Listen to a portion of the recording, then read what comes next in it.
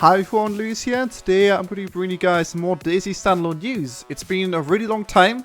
The release of Standalone was actually 3 months ago, but finally we have got another dev blog. This one is from the 24th of February, and as usual I'm going to be going over it, talking about a few things in it, my opinions, explaining things which weren't explained in the video, hopefully, and just give you guys a shorter version to consume. Of course, as usual, I will have a link to a full video in the description below if you do want to go watch through that.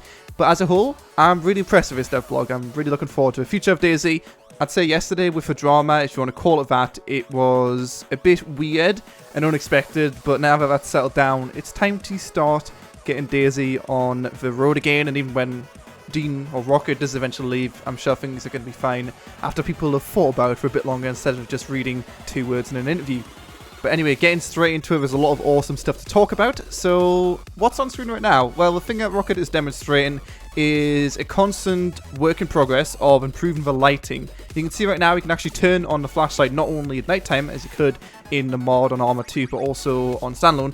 We've changed it so you can turn it on during the day, and on top of that, the lighting effects as a whole have been improved, so we don't click through buildings, and it's still not perfect, I'm sure everyone can admit that, but it's a constant improvement of trying to make it so the lighting's good enough for people to actually want to play at nighttime. The next thing which Rocket shown was probably one of the coolest things in this entire dev blog, although the ending is probably the best thing. I'll talk about that, of course, later on. But now you can put every single weapon in your hands and throw them. Of course, originally you could pick up every item and put them in your hands, but you couldn't do anything with them other than use them, like eating a piece of food or shooting a weapon, etc, etc. But now you can put every single weapon in your hands and also throw them. So with this, you can damage enemies. You can maybe use a gas canister, for example, maybe in the future. It would be implemented, but I'm sure it's not in already. But you could maybe shoot that after you've thrown it. You could throw a magazine to your friend across behind a wall. There's just a lot of potential with this, and it's actual physics in Arma Engine, which is really cool. With this added in as well, it brings open the potential for ragdolls with zombies, humans, and as a whole, it looks really good. I don't see any issues with it. It's been in development for a very long time. It's been obviously behind the scenes, but Rocket has mentioned it a few times in the past, so it's cool to see that's finally out. Maybe with this as well, you will have the option of either throwing it hard, soft, or just dropping it. Kind of like how the grenade system is in Counter-Strike, but we'll see how it is when it eventually comes out, but it is looking rather good.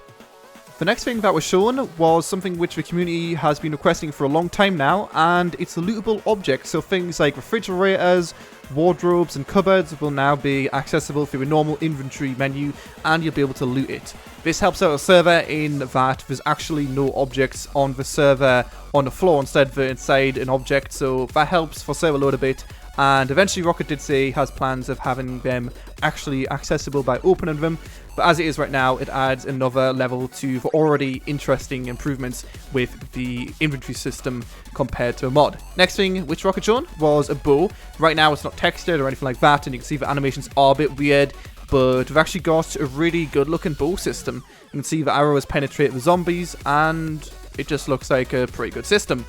Rocket did mention a while ago that they do eventually want to make it so that these more makeshift weapons are a lot more common than military weapons. Right now, since military weapons are the only ones in the game, they are going to be pretty common, but eventually once you've got bows, some more makeshift items, and you'll also be able to throw stuff like axes, like I just mentioned in the future patch, then there will be a lot less military weapons. So this is the start of that, really, and it should be coming out in a dev patch rather soon. And you can also see right here Rocket demonstrating how the arrows have got some really good physics, since, you know, we've actually got a physics engine implemented with DayZ Standalone now as well, so they'll bounce along the floor if you do want to use them like that. Next thing we're showing is another big improvement, which is the new two-handed melee animations. They look a lot less clunky, and they just look a lot easier to use. If you've used melee weapons already in DayZ Standalone, you'll know that they're very awkward indoors, the animations just don't look quite right, and this is a pretty good improvement.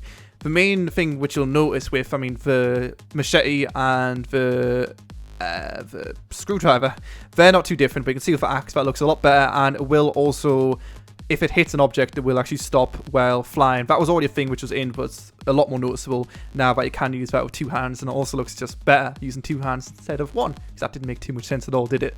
The next thing Rocket's shown isn't anything too amazing, and if you've been on the experimental branch recently, you've probably already seen these 2 new houses already, but they are a police station and also a new medical building. Like I said, they are already in experimental all over the map, but even right now in the normal, stable branch, they are up north, so they're nothing too special, but it's cool to see they are still adding new things to the game in terms of houses, despite there already being a shit ton of houses. So you can expect some houses to be overhauled in Cherno, maybe the Town Hall, the Prison Island eventually, which would be Utah's. That was a plan from a long time ago, so yeah, there's going to be more houses, even though there's already a lot, so that's good to hear. The next thing up is something which, again, you've probably already seen if you have played on the experimental branch recently, but they've actually made it so that weather is synced on all clients now. That might sound like something which is probably already in the game, but it wasn't. So if you're playing with a friend, you will see rain at the same time, lightning at the same time, sunset, sunrise. It was a bit weird in Arma 2. It could actually be nighttime for one person and daytime for another person, which is just dumb. But yeah, they've made it so that that's a thing, so now they've added it so you can get your clothes wet, and eventually it will affect you later on in development in negative ways, making your clothes maybe drop something, or make you run slower, or you could catch a cold if you are cold. It would make sense. So yeah, just another little thing, and it also includes when you walk through water. So you can't just not give a shit anymore about staying outside in the rain. It will affect you in negative ways, and if you do go under a house, it will stop rain from coming down, and you'll be good to go. Next up is probably one of the most awesome things I've heard Rocket talk about. He did mention it a long time ago, but it's hunting.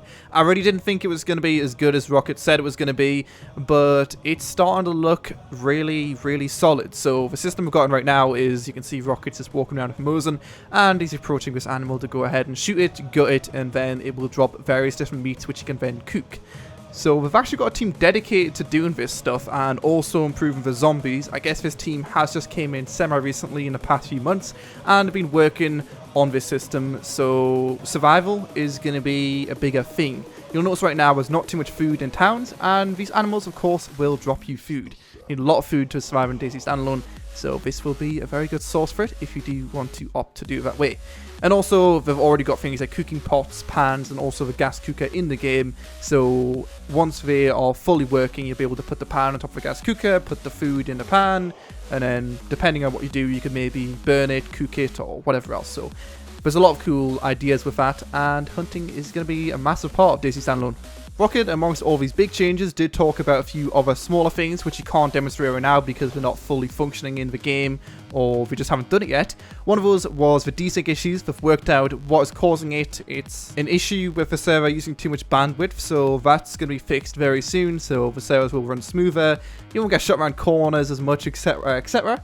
Another thing was, of course, that he admitted the game's called DayZ and there's no zombies. What's going on there? They do have plans still for zombie respawns and loot respawns for a work in progress, and once they are good to go, they will be added to experimental, then of course after that stable. I mean, right now the zombies are actually increasing in numbers, but of course once zombie respawns are in and have been tweaked and made just to be better by the same team which are making this hunting aspect, it's going to be a lot better, because zombies in a game called DayZ, like he said, they're pretty important.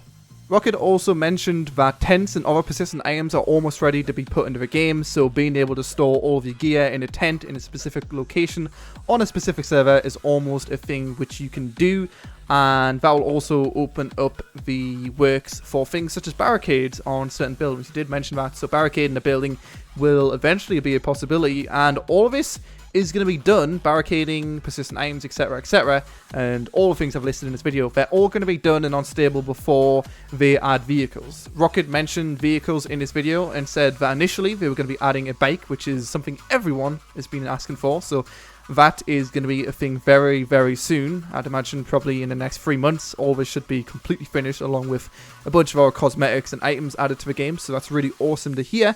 And after that, later in the game, he said he didn't want to add them right now, not only because they're hard to implement, I'm sure, but also because it would ruin the balance right now. We really want to get down the whole survival aspect and just add in more content to the game before adding these deep end game cars. He did describe them as end game, which is nice to hear, because some people said DayZ can't have an end game, it shouldn't have an end game. I disagree. I think an end game with cars is perfect and something actually to work towards. He said that these are going to be very deep, like I said, just as everything is in the game, so spark plugs, batteries, fuel, everything.